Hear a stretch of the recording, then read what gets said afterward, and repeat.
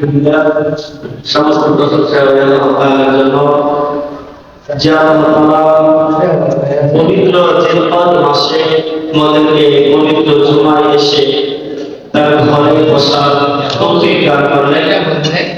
এজন্য আমরা সেই রবের পানে শুকরিয়া জ্ঞাপন করি। সকল বলি আলহামদুলিল্লাহ। দরুদ সালাম সেই রবের প্রতি যে নবী সাল্লাল্লাহু আলাইহি ওয়াসাল্লাম আমাদেরকে সকল বিষয় তিনি আমাদেরকে শিক্ষা দিয়েছেন।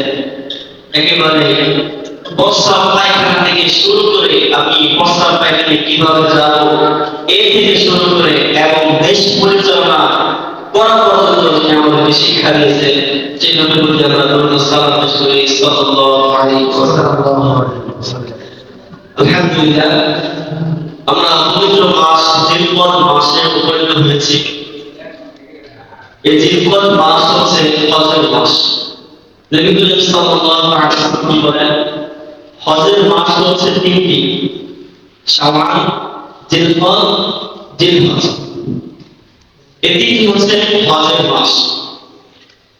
হজ অর্থ হচ্ছে জিয়ারত করা, ভ্রমণ করা, কাবা শরীফ তাওয়াফ করা, ইনসাফ করা। হজ কাকে বলে? নির্ধারিত দিন নির্ধারিত সময়ে কাবা ঘর তাওয়াফ করাকে হজ বলে। হজ কাদের উপর আল্লাহ তাআলা ফরজ করেছেন? আল্লাহ তাআলা বলেন ওয়ালিল্লাহি আলাল নাসি হিজ্জুল বাইতি মান ইসতাতাআ ইলাইহি সাবিলা। ওয়ালিল্লাহি আলান নাস, আমি আল্লাহ তাআলার পক্ষ থেকে ওই সব মানুষের উপর হজকে আমি ফরজ করেছি। ওয়ালিল্লাহি আলান নাসি হিজ্জুল বাইতি মান ইসতাতাআ ইলাইহি সাবিলা, যার আমার এই ঘর কাবা পর্যন্ত আসা যাওয়ার ফরজ আছে, আমি আল্লাহ তাদেরকে হজ ফরজ করেছি। সুবহানাল্লাহ। এখানে আল্লাহ তাআলা বলতে পারতেন প্রত্যেক মুসলমানকে এই হজ ফরজ করেছি। যদি আল্লাহ বলতেন এখানে কোনো কিছুই করা যেত না। আল্লাহ বলতে পারতেন, কিন্তু আল্লাহ তাআলা এখানে ছাড় দিয়েছেন আমাদেরকে। আল্লাহ তাআলা সবার উপরে হজ ফরজ করেন নাই। আল্লাহ তাআলা এখানে যাদের মাল আছে, যাদের মাল আছে, সম্পদ আছে, টাকা পয়সা আছে, এই হজ হচ্ছে তাদের জন্য ফরজ। অর্থাৎ যারা ধনী তাদের জন্য জীবনে একবার হজ করা ফরজ করেছেন। সুবহানাল্লাহ। কিন্তু যারা গরিব, আমরা যারা গরিব আছি, আমরা টাকাওয়ালা আছি, আমরাই আমাদেরকে গরিব করে ফেলি। যারা টাকাওয়ালা আছে হজ করতে হবে বলে তাদেরকে গরিব করে ফেলি, এরকম লোক আমাদের সমাজে আছে। আজকে আমার উপর হজ ফরজ হয়ে আছে, আমি বুঝতে পারতেছি না যে আমার উপর হজ ফরজ হয়ে গেছে। আপনার সম্পদ আছে, অনেক সম্পদ। আপনি যদি কিছু সম্পদ বিক্রি করেন, 2-3টা জমি বিক্রি করেন করলাম, তাহলে আপনার 5-6 লাখ টাকা হয়ে যাবে। আপনার পুরো জমি আপনার, সেটা আপনার হাতে টাকা না। আপনার পুরো জমি আছে, কিন্তু হাতে টাকা নাই। ওই জমি টাকায় আপনার আল্লাহ খরচ করে। আপনার জমি আছে, কিন্তু হাতে টাকা নাই। এখানে কিন্তু জানার বিষয় আছে, শুধু হাতে টাকা থাকলে, 5-6 লাখ টাকা থাকলে হজ ফরজ করা হয়। আর অনেক কারণ আছে যে এই কারণে আপনার হজ ফরজ। আপনার জমি আছে, জমির মধ্যে আপনার অনেক টাকা জমি আছে, ওই জমির টাকা নিয়ে আপনার হজ ফরজ হয়ে বসে আছে, এটা আপনার কোনো খোঁজ নাই। আপনি তো করবেন বিক্রি করার জন্য, আপনি প্রয়োজন করবো ওলামাদের বিবাহ সাথে করবো টাকার দরকার, তখন আমরা এটা নিজের প্রয়োজনে কাটাবে। কিন্তু আপনার মধ্যে খরচ করে রেখেছে, খরচ করে আসছে, আপনি আদায় করতেছেন না, আপনি গভীর গুনাহ করছেন। আমাদের সচেতন হতে হবে, আমাদেরকে একটু দিন মধ্যে আসতে হবে, খোঁজ খবর দিতে হবে। আমার টাকা আছে, আমার টাকা খরচ হইলে কিনা, কত টাকা হইলে, কতটুকু টাকা হইলে, কতটুকু সম্পদ হইলে, ব্যবসা কতটুকু সম্পদ হইলে আমার টাকা খরচ হবে, কোরবানি খরচ হবে, হজ খরচ হবে। তারা কাছে এরকম জানার চেষ্টা করে না। কাজে কোরবানি দিতে হবে, চাকরি করতে হবে, চাকরি জাকাত দিতে হবে, এরকম হয়ে গেছে। কাজে ইফতার দিতে হবে, টাকা নিতে হবে না। যে আপনাকে পেয়ে ভালো আছি, আমি বলতে যে আপনি এখানে ভালো আছি, যে একটু হিসাব নিকাশ করে তাহলে আপনি এখানে অন্তত জাকাত চলে যাবে, 6-7 টাকা হজে চলে যাবে। আপনি জানেন না যে জাকাতের হজ ফরজ, জাকাতের পাতা শরীর পর্যন্ত আসা যাওয়ার খরচ বহন করতে পারবে, আসা যাওয়ার খরচ আছে, তাকে হজ করতেই হবে। এবং রাসূলুল্লাহ সাল্লাল্লাহু আলাইহি ওয়াসাল্লাম বলেছেন, জানো না ওই হজের যাওয়া আসার মতো টাকা আছে কিন্তু যায় না। রাসূলুল্লাহ সাল্লাল্লাহু আলাইহি ওয়াসাল্লাম ভ্রমণ দিয়ে অভিশাপ করে বলেছেন, ইনশা ইবদিয়া ওয়া ইনশা আমরিয়া, নাউযুবিল্লাহি মিন যালিক। যাদের টাকা পয়সা আছে এগুলো থাকার পরে যারা হজ করতে যায়, রাসূলুল্লাহ সাল্লাল্লাহু আলাইহি ওয়াসাল্লাম বলেন ওই ব্যক্তি হয় কি বুদ্ধি হয়ে গেল অথবা নাসাল হয়ে গেল, আমি মুহাম্মদের জন্য তার জন্য থাকবে। নাউযুবিল্লাহি মিন যালিক। দেখেন বিল্লাহি যালিক রাসূলুল্লাহ এই কথা যে আপনি কি বুদ্ধি হয়ে পড়েন, আপনি নাসাল হয়ে পড়েন, আমি মুহাম্মদের প্রবেশ করার নাই লানত, আমি মুহাম্মদের উপর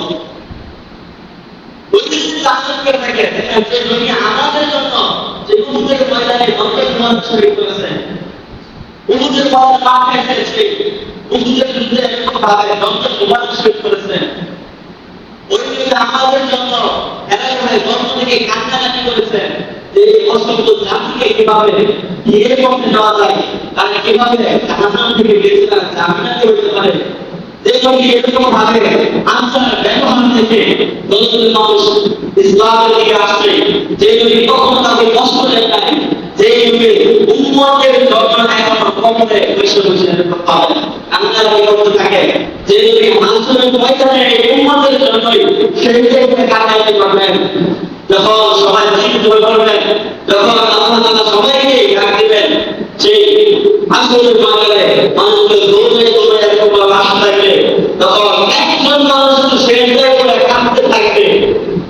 হযরত মুহাম্মদ রাসূলুল্লাহ সাল্লাল্লাহু আলাইহি ওয়াসাল্লাম যেখানে সকল নবীরা পেরেশান থাকবে, সকল নবীরা এরকম ভাবে ইয়া করতে থাকবে, আর আজকে আমার কি হবে, আমি কি জান্নাতে যেতে পারবো কিনা, নাকি জাহান্নামে হয়ে যায়, এরকম করতে থাকবে। তখন নবী করিম সাল্লাল্লাহু আলাইহি ওয়াসাল্লাম সেইটাই করে কাঁদতে থাকবেন, আর বলবেন ইয়া হাক্কি উম্মতি, ইয়া হাক্কি উম্মতি, ইয়া হাক্কি উম্মতি। ওই সময় আল্লাহ তাআলা বিচার কার্য শুরু করার আগে বললেন, ইয়া হে আমার দোস্ত, হে আমার হাবিব, আজকে আপনি মাথা তুলুন, আপনি যা বলবেন তা কবুল করা হবে, যার জন্য সুপারিশ করবেন তাকে ক্ষমা করে দেওয়া হবে। আজকে আপনার কান্নার দিন না, আপনি মাথা উঠান। ওই ব্যক্তি অভিসম্পাদ করেছে ওই ব্যক্তিদের উপর।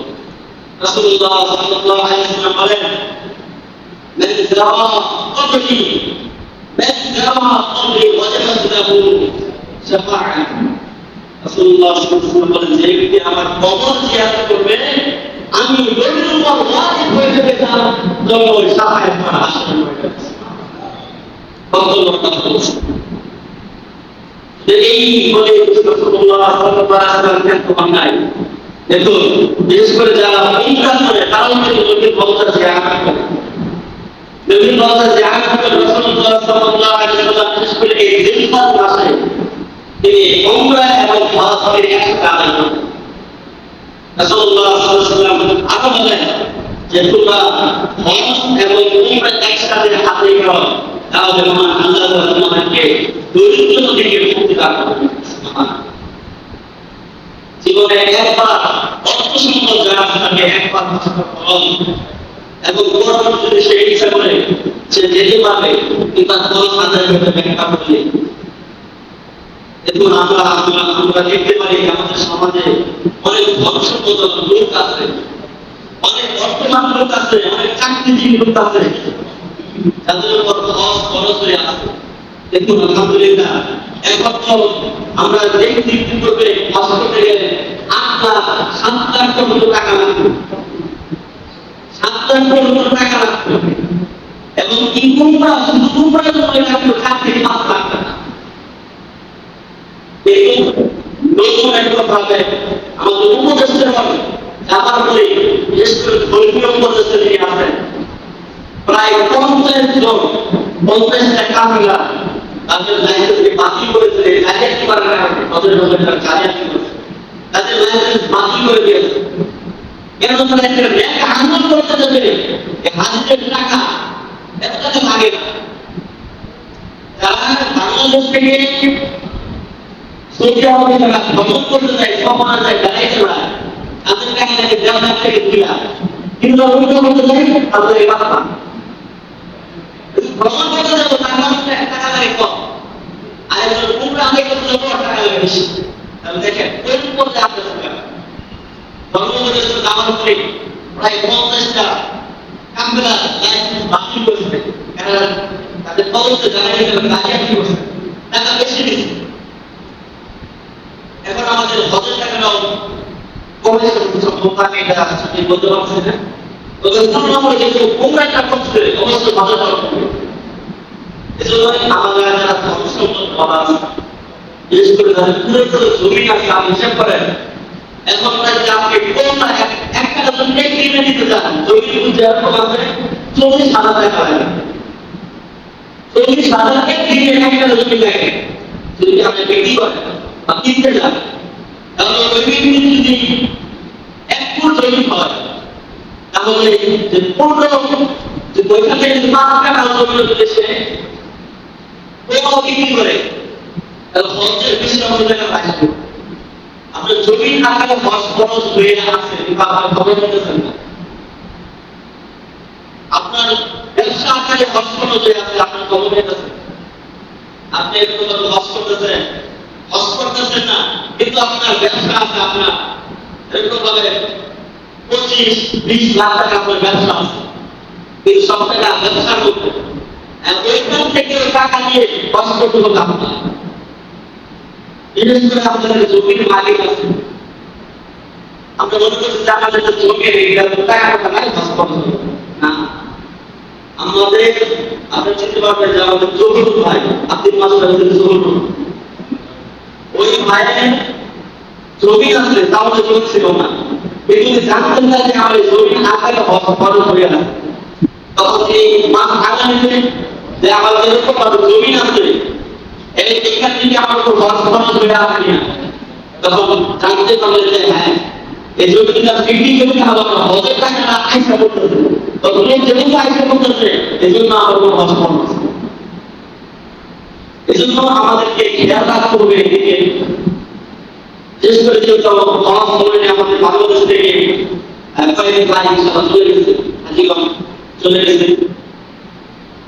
এই জন্য আমরা যারা এখনো চাইতে পারি না তাদের সামর্থ্য আছে, কারণ যদি আপনি না যান মুসলমান হয়ে থাকেন, যদি আপনি কথালে বিশ্বাসী হয়ে থাকেন যে আপনাকে কবরে যেতে হবে, কবরে যাওয়ার পর আপনার আমলের হিসাব দিতে হবে, যারা এরকম চিন্তা করেন অবশ্যই এইদিকেও চিন্তা করতে হবে।